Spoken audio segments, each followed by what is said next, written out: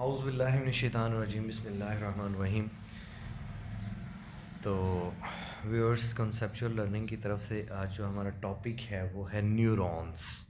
अब न्यूरॉन्स के बारे में डिस्कस करते हैं। न्यूरॉन्स होते क्या हैं बेसिकली। न्यूरॉन्स जो है वो हमारा जो नर्वस सिस्टम है उसका बेसिक फंक्शनल और स्ट्रक्चरल यूनिट है। ठीक है, न्यूरॉन्स ये हमारे नर्वस सिस्टम के अंदर सबसे बेसिक स्ट्रक्चरल और फंक्शनल यूनिट है। इसको हम स्टडी करके पूरे जो हमारा नर्वस सिस्टम है उसके बारे में हम जान सकेंगे। ठीक है, तो क्या है structural and functional unit of nervous system. ठीक हो गया। अच्छा, यहाँ पर आपने दो चीज़ों में फ़र्क याद रखना है। ठीक है, एक क्या है, न्यूरॉन्स और न्यूरोग्लियल सेल्स जो होते हैं। न्यूरॉन्स और न्यूरोग्लियल सेल्स जो होते हैं इनके दरमियान फ़र्क आपने याद रखना है, क्योंकि इन दोनों का काम डिफरेंट है। ठीक है, तो न्यूरॉन्स और न्यूरोग्लियल सेल्स के अंदर जो हम डिफरेंस है उसको बारी बारी डिस्कस करते हैं। जो न्यूरोग्लियल सेल्स होते हैं बेसिकली ये सपोर्टिंग सेल्स होते हैं, न्यूरॉन को सपोर्ट कर रहे होते हैं, जबकि न्यूरॉन्स जो होते हैं वो सिर्फ और सिर्फ नर्व इम्पल्स को कंडक्ट करवा रही होती हैं या ट्रांसमिट करवा रही होती हैं। ठीक हो गया। तो न्यूरॉन्स क्या है, specialised for receiving and transmitting chemicals और इलेक्ट्रिकल सिग्नल्स। यानी ये सिर्फ और सिर्फ स्पेशलाइज्ड हैं किस चीज़ के लिए, नर्व इम्पल्स को ट्रांसमिट करवाने में। जबकि न्यूरोग्लियल सेल जो होते हैं these are specialized for support and insulating to neurons। ठीक है, इनका काम क्या होता है कि इन्होंने सिर्फ सपोर्ट करना होता है, न्यूरॉन के फंक्शन को इन्हेंस करना होता है। ठीक है, उसको सपोर्ट करते हैं ताकि वो बेहतर तरीके से जो नर्व इम्पल्स हैं वो स्पीडी वे से एक ट्रांसमिट हो सकें। ठीक हो गया। न्यूरॉन्स जो होते हैं उनका काम सिर्फ और सिर्फ नर्व इम्पल्स को ट्रांसमिट करना होता है, जबकि जो न्यूरोग्लियल सेल्स होते हैं उनका काम क्या होता है कि increases transduction speed by myelination of exons.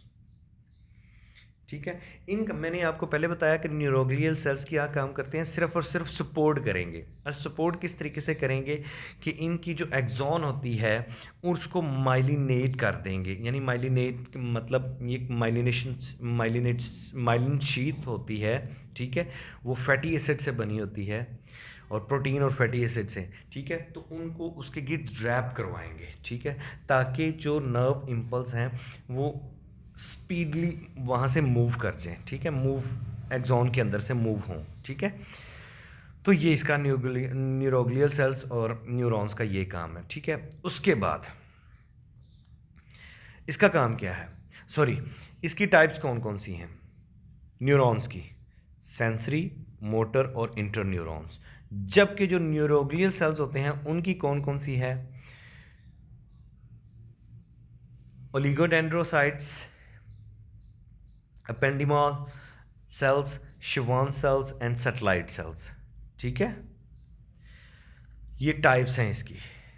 जो न्यूरोग्लियल सेल्स होते हैं ये इनके डिफरेंट फंक्शंस होते हैं, लेकिन बेसिक काम होता है सपोर्ट करना, किसको, न्यूरॉन्स को। ठीक हो गया। अब यहाँ पर स्ट्रक्चर देख लेते हैं। अब स्ट्रक्चर के अंदर ये देखें, ये एक न्यूरॉन है, ये देखिए। ठीक है, ये भी न्यूरॉन है।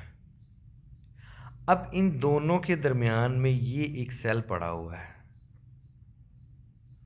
इसका बेसिकली काम ये है, ये ब्लू कलर से आप इसकी प्रोजेक्शंस नज़र आ रही होंगी। ये इन प्रोजेक्शन ने क्या किया हुआ है कि इसके जो एक्सॉन है, ये इसका एक्सॉन है ना, ये एक्सॉन है। ठीक है, ये येलो कलर का। तो इसको क्या किया हुआ है इसने, ये इसके गिर्द एक कवरिंग बनाई है जिसे माइलिन शीट बोलते हैं। क्या बोलते हैं, माइलिन शीट।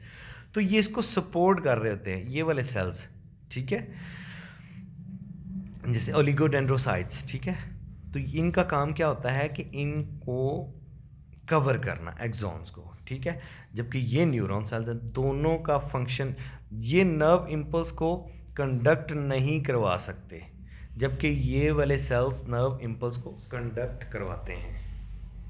ठीक हो गया, ये न्यूरॉन है और ये क्या है, ये न्यूरोग्लियल सेल्स होते हैं। ठीक है, अब नेक्स्ट आ जाते हैं types of neuron cells. Basic हमारा जो हमने किस चीज़ पे फोकस करना है, हमने न्यूरॉन के ऊपर करना है। ठीक है, न्यूरोग्लियल सेल्स सिर्फ सपोर्टिंग के तौर पर काम करते हैं, तो इनकी स्टडी आपकी बुक के अंदर नहीं है, तो लिहाजा हम उसको भी नहीं पढ़ेंगे। लिहाजा टाइप्स ऑफ न्यूरॉन सेल्स, ठीक है, कौन कौन से होते हैं आपको पता है, सेंसरी है, इंटरन्यूरॉन्स है और मोटर न्यूरॉन्स हैं। अब यहाँ पर अगर आ जाएं स्ट्रक्चर के ऊपर, ये देखें, इसको मैं थोड़ा सा जूम आउट कर लेता हूँ। अच्छा, यहाँ पर हमें जो चीज़ नज़र आ रही है वो एक सेल है। ठीक है, इसे हम सेल बॉडी बोलेंगे या सोमा भी बोलते हैं। ठीक है, ये इसकी प्रोजेक्शंस क्या कहलाएंगी, डेंड्राइट्स। इसके अंदर निजल्स ग्रेन्यूल्स होते हैं। फिर ये एक्सोन यहाँ से मूव कर रहा है डाउनवर्ड की तरफ। ठीक है, ये एक्सोन है और उसके ऊपर ये माइलन शीथ। ये कौन बेसिकली माइलन शीथ करवाते हैं, न्यूरोग्लियल सेल्स।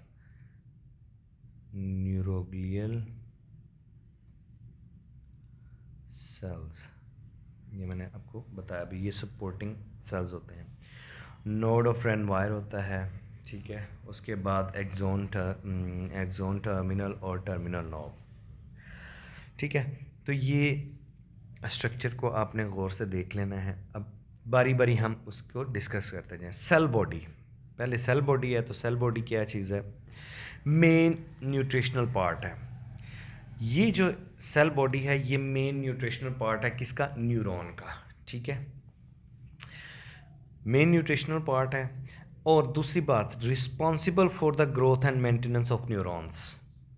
क्या है कि ये रिस्पॉन्सिबल है न्यूरॉन्स की ग्रोथ और मेंटेनेंस के लिए। ठीक है, उसके बाद इसके अंदर होता क्या क्या है, इट कंटेन्स निजल्स ग्रैन्यूल्स। अब निजल ग्रैन्यूल्स क्या होते हैं, निजल्स ग्रैन्यूल्स क्या होते हैं, बेसिकली ये group of ribosomes associated with rough endoplasmic and Golgi apparatus. ठीक है, और इसका काम क्या होता है, इसका काम होता है प्रोटीन सिंथेसिस में, प्रोटीन सिंथेसिस ये करवाते हैं। ठीक हो गया। अब नेक्स्ट इसके अंदर क्या होगा, न्यूक्लियस होगा, माइक्रोट्यूब्यूल्स होंगे, माइक्रोफिब्रिल्स होंगे, rough endoplasmic reticulum and mitochondrion.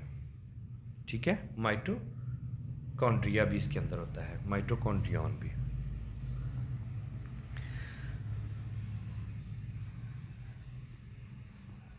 अब यहाँ पर ये बात याद रखिए कि सेल बॉडी के अंदर तो ये चीज़ें होंगी, सेल बॉडी के अंदर ये चीज़ें तो होंगी, लेकिन साथ में ये भी याद रखिएगा कि also present throughout the cytoplasm of axon. यानी इस साइटोप्लाज्म जो ये एक्सोन है, इसकी जो साइटोप्लाज्म है इसके अंदर भी ये मौजूद होंगी। ठीक हो गया। अब आ जाते हैं नेक्स्ट, डेंड्रोन्स। ये जो डेंड्राइट्स होते हैं, सिंगल को हम डेंड्राइट्स बोलेंगे, तो डेंड्राइट्स के ऊपर आ जाते हैं। तो डेंड्रोन words come from Greek words जिसका मतलब होता है ट्री। ठीक है, इसका मतलब क्या होता है, ग्रीक वर्ड है। ठीक है, डेंड्रोन, और इसका मतलब होता है ट्री। ये देखिए, ये हमें ट्री की तरह ही नहीं दिखाई दे रहा, ये देखिए। ठीक हो गया। तो डेंड्रोन क्या है, बेसिकली ये ब्रांच्ड प्रोजेक्शंस होती हैं या प्रोटोप्लाज्मिक एक्सटेंशंस इनको कह लेते हैं, प्रोजेक्शंस या protoplasmic extension which carry nerve impulse toward cell from receptor, cell body from receptors. यानी ये वो ब्रांच्ड प्रोजेक्शंस होती हैं जो कि कैरी करती हैं। ये देखें, अगर फॉर एग्जांपल यहाँ पर रिसेप्टर हैं, ये रिसेप्टर्स हैं, ठीक है, तो यहाँ से ये क्या काम करवाएगी, ये नर्व इम्पल्स को मूव करवाएगी कहाँ पर, सेल बॉडी की तरफ। ठीक है, तो ये ब्रांच्ड प्रोजेक्शंस होती हैं which carry nerve impulse toward cell body from receptors. Next आ जाता है एक्सॉन, ये चीज़। ठीक है, तो एक्सॉन क्या चीज़ है, ये प्रोजेक्शन ऑफ नर्व, ये क्या है, प्रोजेक्शंस ऑफ नर्व सेल्स हैं जो कि क्या करते हैं, कैरी करते हैं नर्व इम्पल्स को किसकी तरफ, away from the body. Projection of nerve cells जो कैरी करती हैं नर्व इम्पल्स को away from the body cells. ठीक है, अब नेक्स्ट आ जाते हैं जी, अ न्यूरॉन टिपिकली हैज, ये बात याद रखिएगा, a neuron has typically has one axon that connects it with other neurons और विद मसल्स और ग्लैंड सेल्स। ये याद रखिएगा कि एक जो टिपिकल न्यूरॉन होता है उसके अंदर एक ही एक्सॉन होता है, या तो वो किसी और न्यूरॉन के साथ इसको इंटैक्ट करवाएगा, या फिर मसल के साथ कनेक्ट करवाएगा, और या फिर ग्लैंड सेल के साथ। ठीक हो गया। अब यहाँ पर हमें एक चीज़ मिली थी, माइलिन शीथ। अब माइलिन शीथ क्या होती है, ये मैंने आपको बताया था कि ये myelin sheath an insulating layer around nerve cells, जो कि क्या करते हैं, कौन, न्यूरोग्लियल, जो न्यूरोग्लियल सेल्स होते हैं वो सिक्रीट करते हैं। ठीक है, an insulating layer around nerves. जैसे कि मैं थोड़ा सा बैक चला जाता हूँ, ये देखें, ये देखें, ये जो न्यूरोग्लियल सेल्स होते हैं बेसिकली ये इसको क्या कर रहे हैं, ये माइलिन शीथ होती है ना, तो न्यूरोग्लियल सेल्स, और न्यूरोग्लियल सेल्स की कौन सी टाइप, ओलिगोडेंड्रोसाइट्स। ठीक है, ओलिगोडेंड्रोसाइट्स जो है ना ये इसको सिंथेसाइज करवा रही होती है। ठीक है, तो myelin sheath an insulating layer है around nerves, an insulating layer around nerves. दूसरा काम, ये किसी से बने होते हैं, made up of protein and fatty substances, यानी ये फैटी और प्रोटीन सब्सटेंसेस से बने होते हैं। इसका काम क्या होता है कि allow impulse to transmit quickly. इसका काम सिर्फ ये होता है कि इसने सिर्फ और सिर्फ ट्रांसमिट करवानी होता है नर्व इम्पल्स को क्विकली, फौरन मूव करवाती है एक्सॉन से। यहाँ पर और चीज़ है नोड्स ऑफ रेनवायर। अब नोड्स ऑफ रेनवायर के ऊपर हम चले जाते हैं।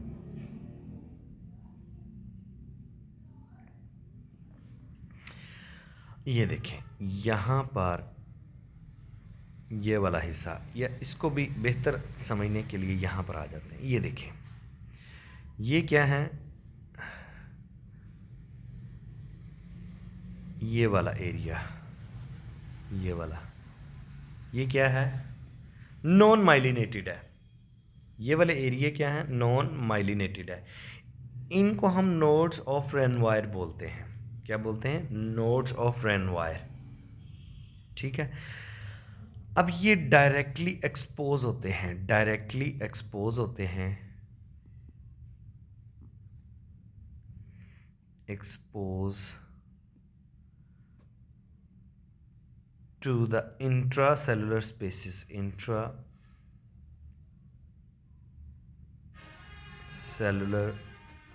स्पेसिस। ठीक है, इनका काम क्या होता है, सॉरी, ये डायरेक्टली एक्सपोज्ड होते हैं इंट्रासेलुलर स्पेसिस से। ठीक हो गया, ये मैंने आपको बता दिया। अब आ जाते हैं इसके ऊपर, नोड्स ऑफ रेनवायर के ऊपर।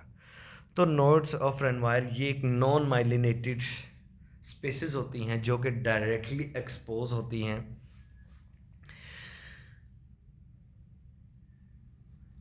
स्पेशलाइज्ड रीजन्स हैं in the axonal membrane. Axonal membrane के ऊपर ये स्पेशलाइज्ड जगह है जो कि इंसुलेट नहीं होती, किससे, माइलिन शीथ से। ठीक है, और एक्सोलीमा डायरेक्टली, एक्सोलीमा बेसिकली किसको बोलते हैं, जो एक्सोन की मेम्ब्रेन होती है, एक्सोन मेम्ब्रेन,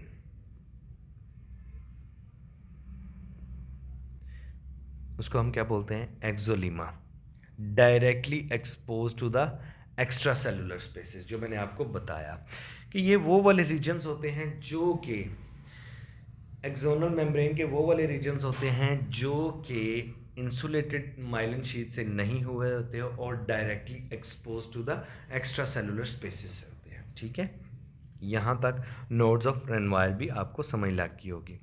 अब आ जाती है variety of neurons in human. अब वो स्ट्रक्चर के अंदर से ही देख लें, ये देखें,